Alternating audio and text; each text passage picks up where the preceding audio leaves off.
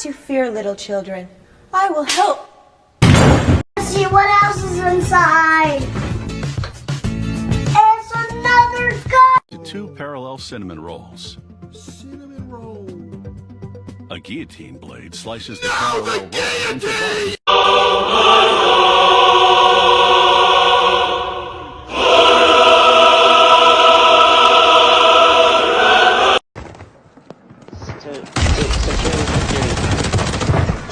buns. How did